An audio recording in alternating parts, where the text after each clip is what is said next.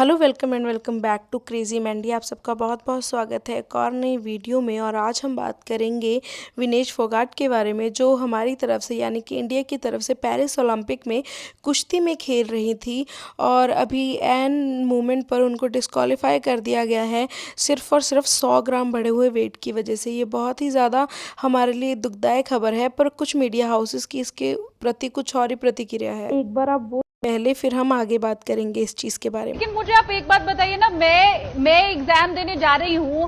अब मैं किसी को कहती रहूं भाई मैं फेल हो गई, लेकिन एक रात पहले मैं पूरी रात बैठकर पढ़ती रही, मैं 1 मिनट भी नहीं सोई, मेरे घर में लाइट भी चली गई थी। अब ये सारी चीजें तो फिर दलील हो जाएंगी ना, अगर ये निराशाजनक है। हाउ मीन यार, इस वीडियो में उन्होंने कितना रूडली बात किया है, कितना रूडली वो किसी की इतने सालों की मेहनत को एक पेपर की तरह वेस्ट कर रही हैं, जबकि ऐसा कुछ भी नहीं था। मतलब माना उनका 100 ग्राम वजन बढ़ा था, तो हमें तो उनके मनोबल को बहुत ज़्यादा बढ़ाना चाहिए था ना, कि कुछ नहीं होता, ये एक नेचुरल प्रोसेस है कि अगर 100 ग्राम वेट बढ़ भी गया तो कुछ नहीं होता। मगर हमारे इंडिया के कुछ मीडिया हाउसेस तो इसका उल्टा ही चल रहे हैं। जैसे उन्होंने इतने बड़े गेम को, इतनी बड़ी मेहनत को सिर्फ एक पेपर से कंपेयर कर बात छोड़ दी कि अगर हम तथ्यों के आधार पर बात करें तो ऐसी बहुत सारी चीज़ें हैं जो निकल के आएंगी।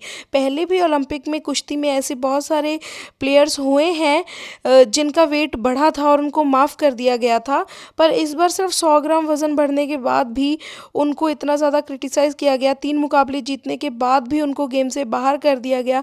यह बहुत बुरी बात लगी ओलंपिक की इस बार की। मतलब हमें पूरा यकीन था कि इस बार तो हमारा गोल्ड आकर ही रहेगा, और जब एक के बाद एक उन्होंने 3 मुकाबले में अपनी जीत हासिल की, तीनों मुकाबले में वो आगे बढ़ी, तो फिर भी उनको डिस्क्वालीफाई कर दिया गया सिर्फ 100 ग्राम वेट की, मतलब वज़न बढ़ने की वजह से। यार 100 ग्राम वज़न तो वाटर वेट भी हो सकता है, पर ये चीज़ें उनको सोचनी चाहिए। मुझे लगता है इतने तो समझदार वो सब लोग भी होंगे, पर कहीं ना कहीं अगर टेक्निकल चीज़ें देखी जाए तो ऐसा हो सकता है कि 100 ग्राम वज़न की वजह से चलो उनको डिस्क्वालीफाई कर दिया गया, पर हमें उनका मनोबल बढ़ाना चाहिए, ना कि उनका मनोबल मतलब फेंक देना चाहिए।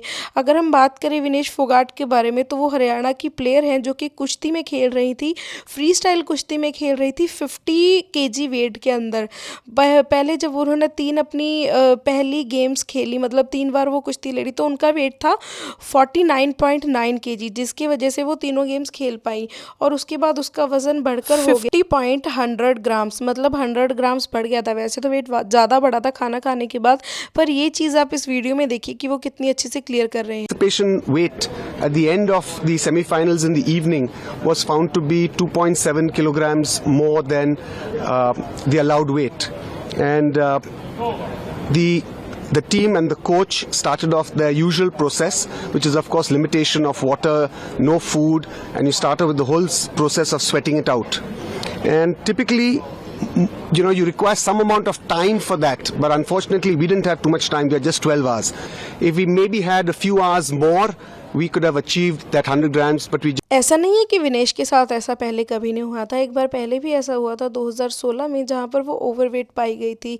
ये रियो ओलंपिक की बात है, जब वो 48 कैटेगरी फ्री स्टाइल के अंदर खेल रही थी, और तब उनका वेट 400 ग्राम बढ़ा हुआ आया था। जैसे कि उनका वेट 48 ग्राम था, तो 400 ग्राम्स उनका वेट आया था। आप ये इंडिया एक्सप्रेस की न्यूज़ में देख सकते हैं कि कैसे वो ओवरवेट थी, पर उनको फिर भी माफ़ कर दिया गया था, उनको खेलने दिया गया था, और उनको वार्निंग देकर छोड़ दिया गया था।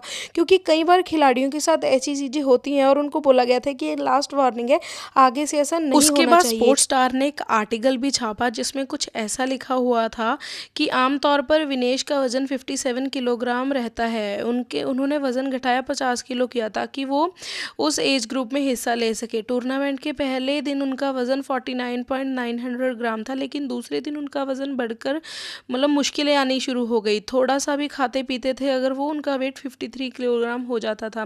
लगातार 3 मैच खेलने के बाद उनको खाना खाने की ज़रूरत थी। सेमीफाइनल के बाद उनका वज़न खाना खाने के बाद 52 किलोग्राम 700 ग्राम हो गया, जिसके बाद उन्होंने ना खाना खाया ना पानी पिया। वो पूरी तरह से सोई भी नहीं और वो पूरी रात ट्रेनिंग करती रही।